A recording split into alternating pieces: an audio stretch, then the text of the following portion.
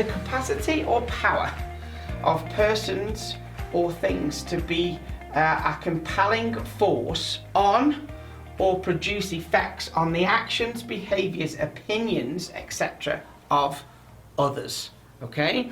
So a force that you're able to affect in some kind of way other things, other people, and so on and so on and so on.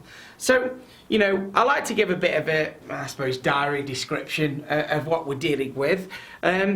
You guys will use influence in lots of different ways. We've got, people that are here from operations. We've got people, from here from health and safety, and so on and so on. So there's a lot of different ways people are going to use influence.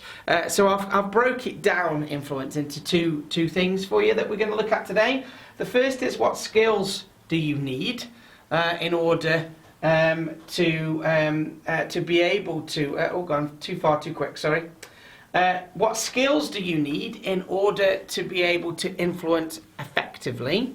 And then what weapons do you need in order to influence effectively? Now, weapons is an interesting word when it comes to when it comes to influence. So I'm just checking numbers again. Okay, yeah, good, we're up there. Okay, so weapons is a very interesting word that is used. Why is it called weapons? Why weapons? Well, if you don't like the word weapons, you can change it quite easily to influencing tools. It doesn't really matter.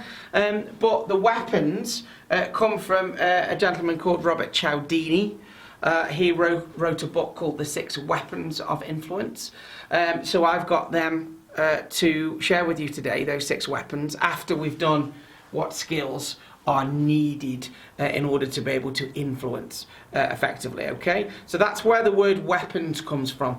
I wanted to use the same language in case people wanted to go and obviously check what it is that they wanted to do, and so on and so on. If you want to go and research this afterwards, if you put in 6 tools of influence, you might not get it. If you put in 6 weapons of influence, you'll absolutely get it, and you'll get a load of information around it, okay? So we're going to use the same technology. Bear in mind, influencing skills, a lot of it came from negotiating, things like that. So when you are in a negotiation position, then you could argue, well, what weapons do I have at my disposal in order to be able to win this negotiation? Going forward.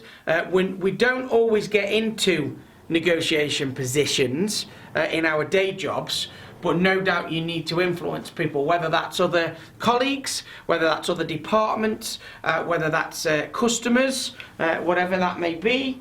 Right, 1 second, just my laptop's falling down. So that's where the weapons come from anyway. Okay, so we're going to look at skills, we're going to look at weapons. So without further ado, let's get into the skills. So the 7 skills of influence, okay? So we've got the 7 skills of influence and the 6 weapons of influence. But we're going to start with the skills first. So in order to be successful at influencing other people, we need to kind of go through these. So I've got them on a short slide next, and then I'll go through them one at a time with you just to explain them in a bit more detail. So the first one is creating rapport, creating a position where people feel comfortable. Creating rapport is the first one. We're going to look at that, okay? Then listening skills. Listening skills, majorly important when you want to influence somebody. And we kind of say be present in the room. So when you're listening, you are really listening, intently listening. You are not listening to bits or just picking bits up out of an email or whatever, and so on and so on and so on. You are really trying to hear what the other person is saying in order to put you in a position to influence them. Okay, and we'll talk about that. Asking high quality questions. Questioning techniques are majorly important when it comes to influencing skills. Okay, because if you can get the other person thinking by asking great questions, then you're able to influence that thinking and move it forward. You will often find, by the way, people with higher levels of emotional intelligence are great influencers. So again, it comes back to increasing emotional intelligence. Now, there's a number of sessions I've run over the weeks around emotional intelligence and, the way you talk to yourself and, dealing with other people. I think we even did one on relationship building as well, which of course is part of influencing skills. So, that emotional intelligence is really, really important. The more you know about how the brain works, the more you know about how you work, the more you know about how people work, the easier it is to influence other people going forward. Okay? So we'll talk about that. Body language, we'll talk about that as well. Reason or sell. So we'll talk about that. What's the reason or what's the sell that you're trying to get across during the influence? Being relaxed and having a relaxed approach as well. And finally, knowing the type of person you are trying to influence. Okay? So that's where we'll come back to those colours and different types of people that we've got and how best to influence them this time. Okay? The first one, creating rapport, the first skill. Creating rapport. There's a number of different ways that we can create rapport. One of the best ways, which is overlooked quite a lot, is finding common ground. So when people think of building rapport or creating rapport, people think of body language and stuff like that. And that's all in there. Body language is all in there. But there's actually so much more to it than just body language. In rapport, there's something called mirroring body language, which you may have come across in the past. If somebody's sitting down, arms folded, leaning towards the front, then you sit down, arms folded, leaning towards front. If somebody's sitting back with their legs crossed, you sit back with the legs crossed, and you mirror their behaviour. Okay, that helps with building rapport. But there's so much more to it than just body language when it comes to rapport. Yes, of course, if you go in and all your body language is all like this, and you're a million miles away from them, and then you create a barrier with that. And I just don't want to insult anybody's intelligence today. When it comes to building rapport, you can mirror their behaviour. It's quite a common one, but actually there's so much more to it. So finding a common ground with somebody immediately starts to build rapport. This is why us Brits like doing small talk. Okay, we like talking about the weather, for argument's sake. The standing joke around the world when I've worked in other countries is weather. Brits talk about weather all the time. Aaron's just said mirroring can be useful NLP, but if you're caught mirroring somebody, you can instantly destroy the rapport. Yeah. Do you know what, Aaron? It's a really good point, that is, and I've seen it happen as well. I've seen somebody been that focused on making sure you're mirroring the person. The moment the person changes position, they change position really quickly. And it's kind of a giveaway, isn't it, Aaron? I think that's your point. If you do it too quickly or not naturally or unnaturally, depending on which way you want to say that, it can be worse. You're absolutely right. So look, if somebody, you can't really see because I can't really sit down here at the moment, but if somebody's sitting down and they're leaning forward, then you can quite naturally lean forward as they are. If they sit back in their chair, you don't immediately sit back in your chair, you just leave it a few seconds and then maybe you start to kind of lean back. I start doing every fourth or fifth action. Absolutely, that's another way of doing it, Aaron. So you kind of they make one or two, yeah, or in your case 3, and then on the fourth one you mirror their action. Absolutely. So it can't be false. It can't be forced, because as Aaron's rightly pointed out there, it becomes blatantly obvious what people are doing, and then all of a sudden it becomes quite awkward. And yes, you can destroy the rapport, as Aaron's rightly said. Thanks for that, Aaron. Really useful point. So taking body language out of the equation for a moment, finding common ground I was talking about, wasn't it? Which is why us Brits like talking about the weather and small talk and stuff like that. Oh, isn't it a bit cold today? Oh, yeah, it is a bit cold, isn't it? Yeah. All of a sudden now you agree on something. Yeah, so by that little bit of a chat, you agree on something, which means you find common ground, and all of a sudden you're able to start looking to build rapport at that point. Of course, sometimes that doesn't happen, does it? You can go, oh, it's a bit chilly this morning, and somebody go, yeah, but do you know what? It's really fresh. I like it like that. Now you've got to backtrack. Because now you're going, oh yeah, no, I like it fresh. I like it fresh, just a bit nippy kind of. All of a sudden you've got to backtrack. So it can work well or it can go against you depending on what common ground you're trying to find. Now, in negotiation skill, common ground is key, full stop. But it's more common ground specifically to do with what you're influencing about. Okay, so I'll say that one more time. When you're negotiating or influencing, if you're trying to find common ground, it's normally common to actually what you're dealing with. Okay, so this morning I've had to send let's say a negotiation email to a partner of mine, a kind of a strategic partner, another company that I work with sometimes. They want something, I want something else, and we're trying to find some kind of common ground with it. So it's normally about the subject matter that the common ground is about. What I'm suggesting here, in order to build rapport early on, is try and find any common ground. Now that could be the weather, it could be, oh, I like your watch, yeah, I've got one of them kind of thing, whatever. It doesn't really matter, but that's the kind of first thing in order to start building that rapport. Then we move on to be likable. Okay, and I know this might sound a bit silly, but if people like you, they tend to trust you quicker as well. So this is the session on how to be likable. That might be another session that we have to run. But if you are likable, if people get on with you, if you are approachable, yeah, and anybody can be approachable regardless of what their profile is, their personality profile. If you are approachable and likable, people will trust you more effectively. It's as simple as that, okay? It's certainly a technique. You're not going to like everybody that you work with ever.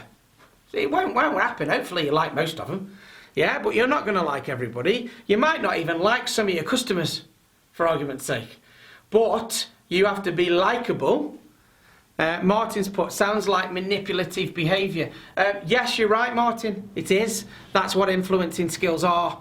You are manipulating a situation in order to influence a situation. Now, the one thing, I would say two things on that, Martin. One, yes, you are right. That does sound like it's manipulative. But I suppose I would look at it this way. For me, there is a difference between influence and manipulation, okay? And there's one thing that divides those two, okay? I'm glad you've asked it, Martin, actually, because I knew it was going to get asked during this session, okay? There is a big difference for me between manipulation and influencing skills. And there's only one difference, and the difference is intent, okay? The difference is intent. So, if your intent is for the benefit of the organisation, the customer, you're trying to do the right thing, then you are trying to influence somebody. If your intent is to get out of it every single less drop just so you're happy and it all just means you get what you want, then you would argue that's manipulation on the back of it. And the one thing that I can't control is people's intent. So what I can do is I can give you these skills and weapons, and you can use them to influence, or that you can use them to manipulate, because you can use them for both, okay? I can't control your intent. I would just hope that your intent would be to actually go and do the right thing. So Martin, when I say be likable because people trust you, I mean be likable genuinely because you like people and people like you. I don't mean I'm going to be likable just to get out of them what I need to get out of them. That would be manipulation, in my opinion, because the intent wouldn't be right. So I hope that helps, Martin, and I hope it probably helps everybody on the session today, because there will be some people, it won't be just Martin that will have that. Before we finish, that question would have come up, full stop. Because it always does when I do influencing skills. People go, well, it sounds very manipulative. Well, yeah, it is. But what intent are you doing it with? Are you doing it for the right intent for you, your department, the organisation, your customers, society? Or are you doing it solely for you? And you know, are you being selfish with that? And does that mean that other people may be impacted in a bad way because of that? I would suggest that intent separates those two things. But like I say, Martin, even though I wish I could, I can't control anybody's intent. But you can use these tools for influence or manipulation. I'm going to go with influence for the day and positive intent rather than the other way around, and I would hope everybody takes that from the session today and also takes that away and applies it going forward as well. I'm just checking numbers. Oh yeah, good, we're up to nearly 30, brilliant. So be likable. If people like you, they trust you. By the way, Martin, I don't think you've got an issue with this. I've always found you very likable, by the way, and I'm not saying that sarcastically, I mean it genuinely. Be likable, people will trust you more effectively, and again, if your intent is right, happy days. Don't tell people what to do when you're trying to build rapport. Okay, it's much better to ask questions, which we'll come on to in a moment. People generally don't like being told what to do. Okay, they don't really like being told what to do, so we try and stay away from that as much as we can. Even in leadership, really, yes, there's times where things are business or health and safety critical, and you need to tell people what to do. But not many people like being told to do. They like thinking for themselves, and it doesn't really build great rapport on the back of it. Okay, and try and build lasting relationships. What I mean by that is you move people up to a level of trust in your relationship with them genuinely going forward. The more trust you have, the more rapport you create straight away, the easier it is then to influence other people. You know, if you've got a trusted confidant, if you like, if you've got a trusted person that you bounce ideas off or talk to when you feel down or whatever, or you've got a difficult situation and you need somebody's input, you might go to those people and you might listen to them more than you would listen to somebody you met yesterday, for argument's sake. And why? Because over time you've built rapport, you've built a relationship with them, and you've built trust. So, number one, create rapport, but it's a little bit more in depth than just mirroring body language, okay? But as Aaron has rightly said, if you want any info on mirroring, type in mirroring NLP, and you'll get loads of information on that. But to be honest, it's great if you can do that, brilliant, yeah, that makes sense, I understand that. But actually, if we spend our time doing this much, you create rapport quicker, but more importantly, for longer. Okay, it's more sustainable if you do some of those things, okay? So that was create rapport. Then we move on to listening skills. Now, listening skills. We have 2 ears and 1 mouth. Somebody told me that many years ago, because as you guys know, I talk a lot. And sometimes I don't always listen effectively, okay? So listening is a skill that I've had to learn, certainly when I'm coaching other people and really listening, really hearing what's going on in the room. But somebody once said to me, John, you've got 2 ears and 1 mouth. There's a reason they're in that order. In other words, we should listen more than we speak. And if you look at great negotiators or great influencers, they don't speak a lot. They do a lot of listening, a lot of summing up, and then only say what they need to say. Okay, they don't say anything over. They don't go on. They don't babble about stuff, because anything that's said could be misconstrued in a negotiation situation. Yeah, so they listen intently, and then they'll say just what they need to say, and then they'll maybe ask some more questions going forward, and we'll need to talk about questions in a moment. So again, listening skills. We're not always great at this. We have quite a lot of barriers to listening. There's quite a lot of barriers. The first barrier is internal. So you talk to yourself on average every 7 seconds. So when somebody's talking to you, you are all also having your own thoughts about stuff. I'm particularly terrible at this. Somebody will keep talking to me and I will be thinking something else. Because I've got other thoughts going on in my head, so I have to concentrate and listen. So you've got some internal barriers to listening, because you've got lots of going through your head on average every 7 seconds, 7 to 9 things at once, as well as somebody talking to you. And then, of course, in this day and age, we also have quite a lot of physical barriers to people as well, don't we? So, you know, these things, for instance, yeah, and somebody's looking and you're doing something, and they go, "Oh, you're listening?" And you go, yeah, I'm listening, yeah. And you're not really listening, are you? Because you're doing something else. Simple as that. So just have a think about those barriers to listening. We call it being present in the room. That's our way of saying, right, you know, if I have a meeting with my guys and I need them to stop looking at emails and stop tapping on stuff and, you know, stop doing stuff, I'll say to them, right guys, 5 minutes, I need you present in the room. Okay, so that's our little code for we all need to listen now. We need to listen and make sure that we're picking up exactly what the information is on the back of it. Okay? Be a lean, mean, fact-finding machine. Okay? Yes, it's a little bit cheesy, but when you're listening for the facts that you need in order to help you influence the situation. Bearing in mind, you've got to think this. You know, this isn't just a general conversation you're having. You are listening with the intent to influence. Okay, so this isn't an influence. This is in a position where you need to or have decided to influence. Okay, so just bear that in mind. You may not do all of this in a general conversation. Yeah.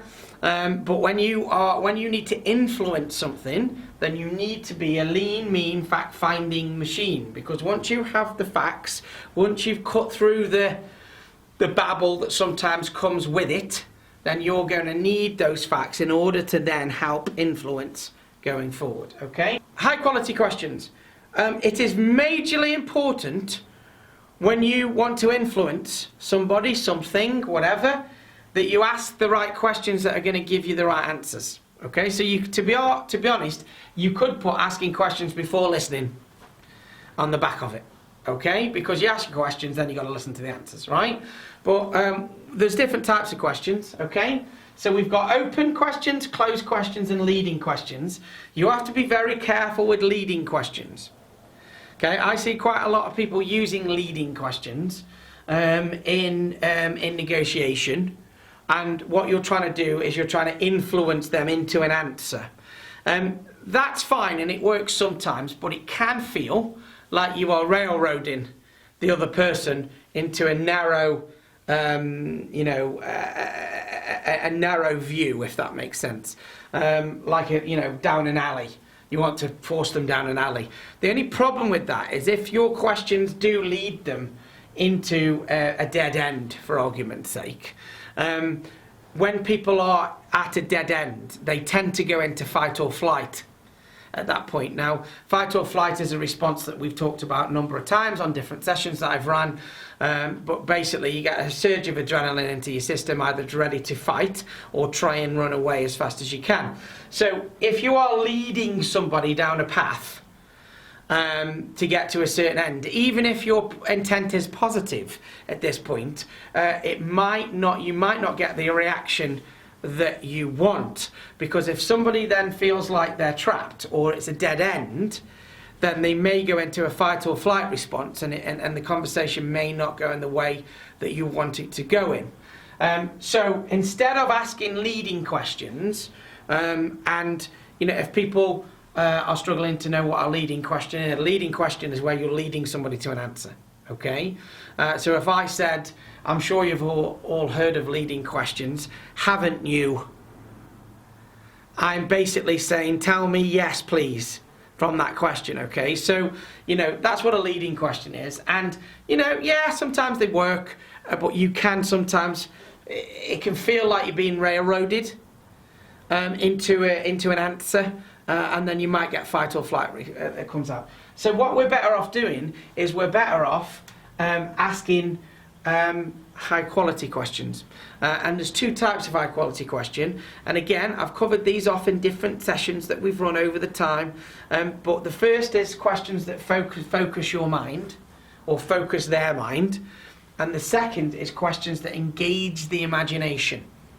Okay, and they're different questioning techniques. Okay, so questions that focus the mind have definite words in there, like will, need, do, okay? Whereas questions that engage the imagination have words like could, might, possibly in there. So if you ask a definite question, how will you get home? You're going to get a definite answer. How will you get home? If you've gone into the office today, for argument's sake, I'm not sure many people have, but there you go. How will you get home? I will drive my car. Okay, so it's a very definite question. Whereas, how could you possibly get home starts to engage the imagination. So these were the question types. If you joined me for the creative thinking session that we did a couple of weeks ago, yeah, we used these types of questions, engagement questions, to generate lots of ideas very quickly. Okay? You can't use definite questions to come up with ideas, and you don't want engagement questions when you want a definite answer. Okay? So when you're influencing somebody and you want them to think, okay, let's say, you know, you want them to come up with some ideas rather than you telling them. You know, let's say there's an issue and there's a problem, you know what the answer is, but you don't want to tell them what that answer is because you want to influence them to come up with the right answer. Then you ask an engagement question. So, well, how might you deal with it? What possible ways are there to deal with it? How could you possibly fix it? And you'll notice I'm using coulds and possiblies. And the reason for that is when you ask questions with coulds and mights and possiblies in, it opens up the creative part, it opens up the creative part of the brain. If you ask a definite question, well, so what are you going to do? If you ask a question like that, then it's narrowing that person down into one answer, okay? And they may not have it straight away either. So if you go, what are you going to do? They might go, well, I don't know, that's why I'm talking to you. Yeah. Whereas if you approach that going, okay, well, how would you possibly deal with it? Who could possibly help you deal with it? Yeah. How might you solve that problem? So if you use language like that, it opens up the creative parts of people's brains and it enables them to think. So I would use this skill when I am coaching somebody. If I am coaching somebody and I want, because it's not my job to tell them what to do when I'm coaching, it's my job to listen and facilitate their thinking and influence their thinking in order to come up with whatever they want to come up with. So I'm not influencing them to think my way. That's not what a coach does. I am influencing their thinking to come up with loads of ideas they've not already had in the past. So this is a technique that I would use when coaching. How could you possibly? What might you possibly do? Who could possibly help you in this situation? If you ask questions that are what we call high quality, so these are both high quality, but this one, focused, drives you down to one answer when you need it, okay? And this one engages the imagination to come up with lots of answers when you need it, okay? So there's a little bit more to asking questions, as you said. Closed questions are pretty rubbish, as you know, unless you want a yes or no answer, and then you're going to get it. Really, you want your questions to be open, but you also want to ask the right question at the right time. So, do you want to influence somebody's thinking so they come up with loads of ideas? Then you need to ask them a creating question. Coulds, mights and possiblies, okay? Are you asking a question where you want a definite one answer to it? Then you want to ask a focused question. What will you do? What do you need to do? Yeah? How will you do it? All those kinds of things. So I don't want to spend any more time on that today. If you want to know a little bit more about these question types, especially the creative one, then again, we did do a session on creative thinking a few weeks ago, and it's on your YouTube channel, so you can go and check that out. But when it comes to influence, I think the key thing to remember on this point is what questions are you going to ask, for what reasons, and how are the answers to those questions going to help you influence the situation, the person, whatever it may be going on at the time. Okay, so ask high quality questions. Next one, sell or reason or sell, should I say? Okay, so when you are trying to influence somebody, you're either trying to sell them something ultimately, so it's a sales skill, or you're trying to give them a reason. Okay, so you need to give them a compelling reason why, and I've got a few here for you to think about. So if you're trying to influence somebody, it could be influencing your children to make sure they eat their breakfast. It could be influencing one of your customers to pay your contract rate or day rate or whatever it is, yeah? Whatever it may be. It could be whatever, influencing, okay? You need to give somebody a compelling reason. Many studies over the years have shown, okay, that people, I know this is a no-brainer, but people are more easily influenced if you can give them a compelling reason why. Okay, so think about COVID, right? Think about when we went into lockdown. Okay, not everybody was happy about it. In fact, not a lot of people were happy about it, but the majority of people did it. Okay, and the reason they did it was because the compelling reason was, yeah, you stay at home, save lives, protect the NHS. Okay, 3 very straightforward reasons for us to do it, and everybody else had to do it as well. So there's the bigger compelling reason for us to do it. Okay, so we all did it, we all got through it, yeah, and we moved on. Now we are seeing some people revolting against what the current lockdown measures. So if anybody saw the news at the weekend, with all those people in Liverpool and Manchester at 10 o'clock at night singing and stuff because they'd gone to the off licence and got a load of booze and decided just to stay outside when all the pubs and clubs closed at 10 o'clock. The reason for 10 o'clock, the reason for that being people closing at 10 o'clock hasn't really been explained. There is no major compelling reason. There are some common sense reasons. Yeah, people stay longer, drink more, social distancing goes out the window, and so on and so on and so on. But you have people, you know, I've even seen 1 or 2 comedians making statements this week saying it's okay to drink at 1 minute to 10, but you can't drink at 1 minute past 10. Yeah. Also, there are other areas going into business. People from Manchester and Liverpool are revolting. They are not that I don't mean revolting that way, of course. Maybe revolting wasn't the right word. Yeah, evolt. What's the right word? I don't even know what the right word is. Challenging. Let's go with challenging rather than revolting, should we? Yeah, against it. The point that I'm making is that, you know, for instance, you know, in Scotland, you know, you people are doing X, Y, and Z. In England, people are doing X, Y, and Z. In some areas, you can't go into other people's houses. In other areas, you can. Everybody has to finish at 10 o'clock serving alcohol, apart from Parliament's bar, by the way. I don't know if anybody saw that. I thought that was a really interesting one. They changed that sharpish, didn't they, yesterday when it came out. Parliament's bar was going to be serving after 10 because it was classed as a work canteen. And obviously the media got hold of that, and you can imagine the challenge people had on that, and they very quickly changed it so no alcohol would be served after 10 o'clock there. So the point I'm making is that the reason now for some people isn't as big as when we went into lockdown before. Okay, the compelling reason to actually follow these rules isn't as big as it was before. Now, if you're sensible, you think, hang on a minute, do you know what? There was one student that I saw interviewed actually yesterday that had really sensible head on her shoulders. They were like, you know, what do you think about, you know, you can't stay in a pub after 10 and all that? And she went, well, do you know what? People are dying, so missing a few nights in the pub's not going to hurt, is it?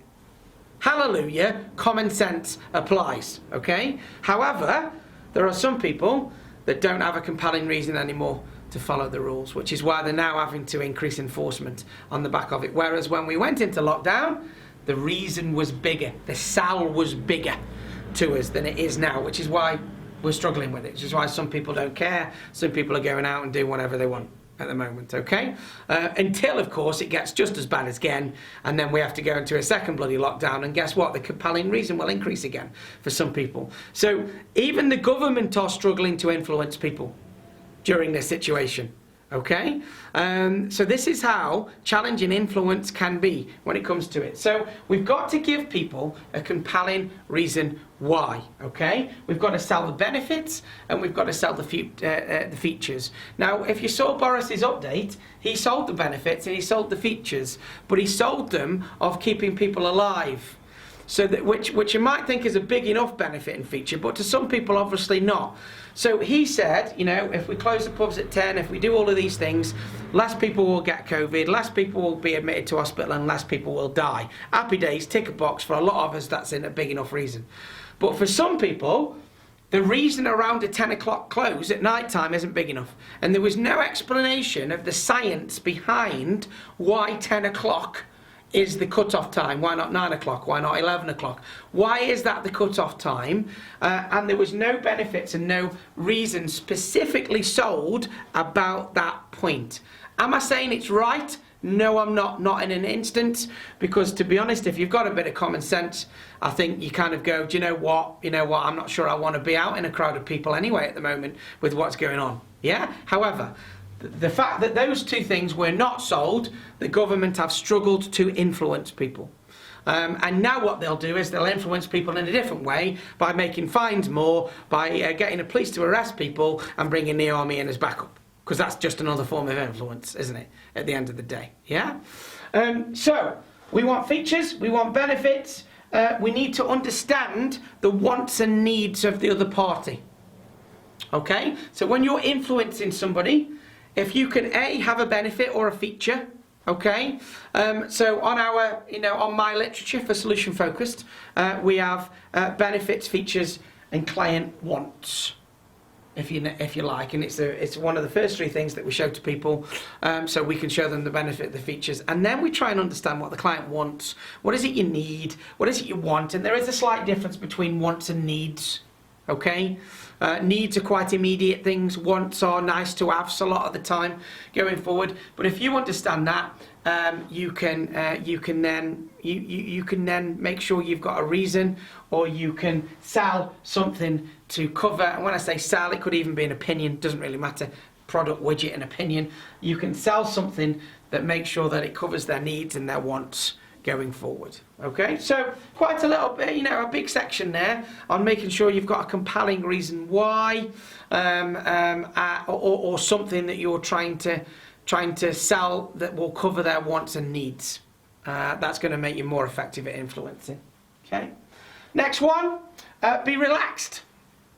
Okay, relaxed and natural demeanour generates natural confidence on the back of it. Okay, relaxed and natural demeanour generates natural confidence, and you are more likely to be successful. Okay, if you go in at 1,000,000 miles an hour, you are not likely will go into fight or flight back off from you. Okay, so relaxed, easy approach. Put people at ease, and then of course you can go full circle and you can start to look at how you build rapport and all of that type of stuff on the back of it. Okay, know the type. Now you guys have seen this a number of different times for me, but this is majorly important when you're trying to influence somebody. Okay, if you know the profile of the person you're trying to influence, then you can adapt your behaviour to match theirs, build rapport by doing that. I'm not on about behaviour as a movement now, I'm on about personality to a certain degree. You can adapt it in order to build rapport with them and then obviously influence going forward. So very, very briefly, because I know most of you have seen this before, if you're dealing with a high red person, remember, they're very logical in their thinking and they're also very outspoken extrovert. High reds, okay? They are action orientated, assertive, direct, focused, get straight to the point. Okay? So if you are dealing with a high red person and you want to influence them, one of the best ways that you can build rapport is match their profile. Okay? So when you're dealing with them, be short, be sharp, okay, be gone. It needs to be very short, very sharp. No long detailed reports in there. That's going to turn them off straight away when it comes to it. So if you want to influence a high red, you can adapt your profile, become a little redder for a little while, and you could be short, sharp, gone, give them the facts, give them the details, one-liner, get a decision, move on. Okay, that's how reds operate. That's how high reds like to operate. Short, sharp. If you've got a 20-page document, then there needs to be an executive summary on the front, because that's what they're going to read. Okay? Does it make it right or wrong? That's not the point. The point is, that's what high reds do. Right? So if you're influencing a high red, you might want to adapt your profile in order to be more like that, in order to get out of them what you need to get out of them. Okay? Remember, always, coming back to Martin's original point, with positive intent in mind. You're influencing for the right reasons going forward. Okay? High yellows are very sociable, talkative, light-hearted, flamboyant, still an extrovert, but more emotional in their profile. If you want to influence a high yellow profile, you're going to need to spend time to get to know them socially. Okay? High yellows are very, very sociable people. So if you want to influence them effectively, then one surefire way of doing it, it comes all the way back to, I suppose, building rapport and relationships. They're very, very sociable people. So you might have to go out of your way to be more sociable, and make sure that you are, saying good morning and how are you, and, then listening and all that type of stuff, okay? They also like to be involved in things, high yellows. So if you can involve them, if you need to influence a high yellow, if you can involve them as early as you possibly can in the project or whatever it is you're working on, the better. Because they don't like things just being dropped on them. Okay, they like to be involved from an early stage in order to be able to get their head around it, make sure it feels right before making a decision. Okay, so that's a high yellow. So those are your extrovert profiles. Then we've got your introvert profiles. So we've got high green. If you're trying to influence a high green, remember high greens are calm, supportive, great listeners, patient, and very empathetic. Okay? So the one thing that you must be, which I think again comes back to Martin's point really here, is if you're going to influence a high green, you need to be genuine. You need to be doing it with positive intent, because if you're not, they'll find out. They're very emotionally intelligent. They can read people very, very well, high green profiles. However, they're also very calm and very slow-paced and patient. So again, these people do not like things dropped on them. They'd rather be involved. They'd rather have time to reflect and think about things. So again, you might have to adapt your profile there in order for that to happen. Okay? And then finally, high blue. A high blue profile is an introvert profile. It's very logical in its thinking now. So somebody that's high blue is very formal, exacting, perfectionist, accurate, all of those great things that we like in high blues, okay? So if you're trying to influence a high blue, there's one thing you've got to make sure, and that is whatever you're saying is technically correct. If you're trying to influence a high blue, the best way to influence them is to talk in a technical way that is accurate, and even show them some evidence of why your way of thinking is the way to go on the back of it.